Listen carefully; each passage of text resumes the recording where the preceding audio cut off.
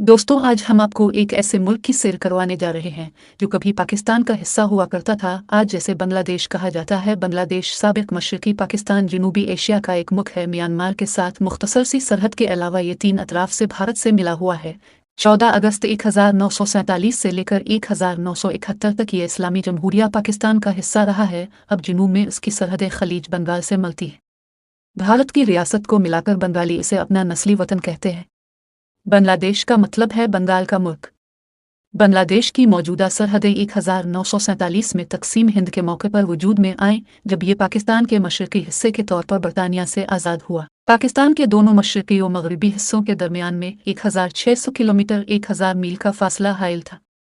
मुश्तरका मजहब होने के बावजूद पाकिस्तान के दोनों बाजुओं में नस्ली और लिसानी खलीज बढ़ती गई, जिसे मगरबी पाकिस्तान की आकिबत ना अंदेश हुकूमत ने मजीद वसी कर दिया, जो बिलाखिर 1971 में खूनी जंग के बाद शेख मुजीब उर रहमान की क़यादत में बांग्लादेश के क़याम का सबब बनी।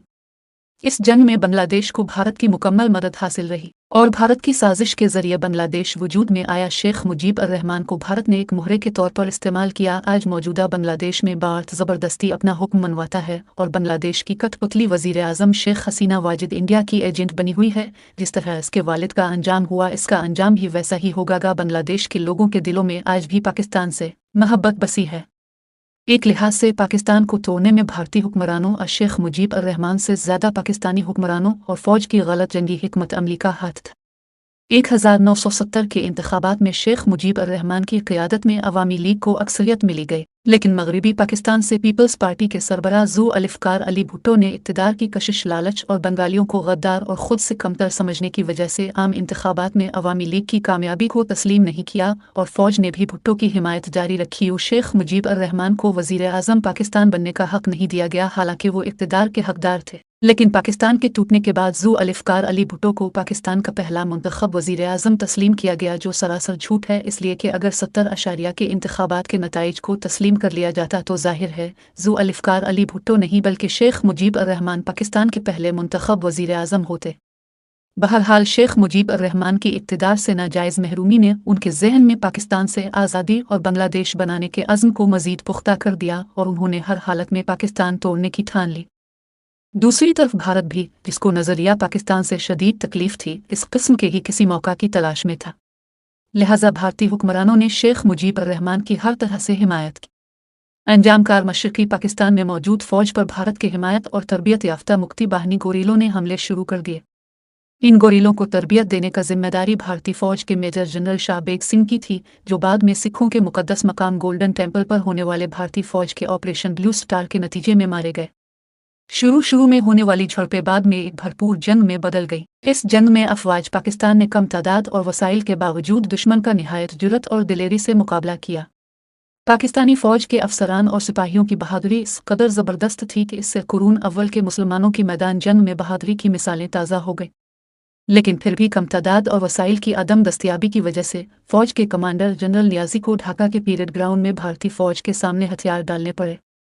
लाखों भारतीय फ़ौजियों और मुक्ति बाहिनी के कारिंदों के सामने भला एक डिवीज़न फ़ौज महदूद हथियारों के साथ कब तक टिकती। लिहाजा शिकस्त मुकद्दर बनी और पाकिस्तान टूट गया, जिस पर बाद में मगरबी पाकिस्तान के सियासतदानों ने इस्लामाबाद से न्यूयॉर्क तक खूब तस्वीर बहाए और पाकिस्तान तोड़ने की जिम्मेदारी से खुद को अलहदा करने की खूब अदाकारी की।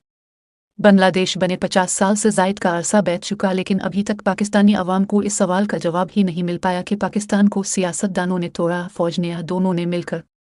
दोनों फरीक एक दूसरे को पाकिस्तान तोड़ने का जिम्मा करार देते हैं। फ़ौज सियासतदानों को और सियासतदान ढके छुपे अल्फाज में फ़ौज को।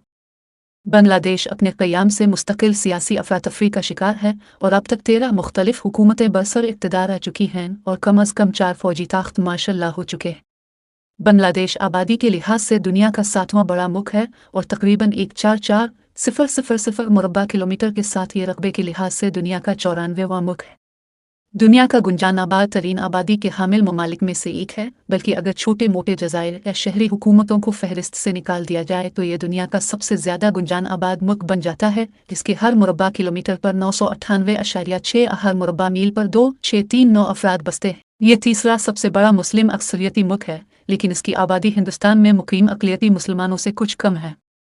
जोग्राफियाई एतबार से ये दरियाए गंगा और बरहम पत्थर के ज़रख़ेज़ दहानों डेल्टा पर वाक़ है। मॉनसून की सालाना बारिशों के बायस यहाँ सैलाब और तूफान मामूल हैं। बांग्लादेश जनूबी एशियाई इलाकाई ताउन की तंजीम साक और कबानी रुकन और इस्लामी कॉन्फ्रेंस की तंजीम ओआईसी और तरक्की पजीर 8D8 का रुकन है।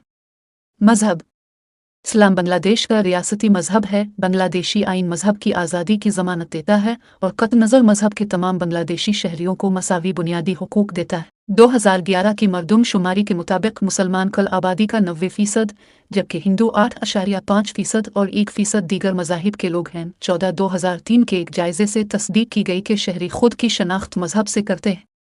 बांग्लादेश सिर्फ इस्लाम, हिंदू मत, मसीहियत और बुद्ध मत मज़ाहिब हैं।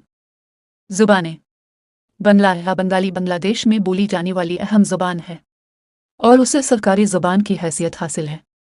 1971 तक बांग्लादेश पाकिस्तान का हिस्सा था और उसकी पहचान मशरक़ी पाकिस्तान के तौर पर थी। उर्दू को यहाँ की मकामी बंगाली ज़ुबान की तरह सरकारी हिमायत हासिल थी। ताहम 1971 के बाद के वाक़यात, जिनके बाद जब ये मुल्क वजूद में आया, उर्दू ज़ुबान को यहाँ की पहचान से मुतसादिम समझा गया और यहाँ की भारी आबादी जो उर्दूगो है, गैर शहरी समझा गया। मौजूदा दौर में उर्दू दां आबादी की तादाद 4 लाख बताई गई। उम्मीद है वीडियो आपको पसंद आई होगी। शुक्रिया।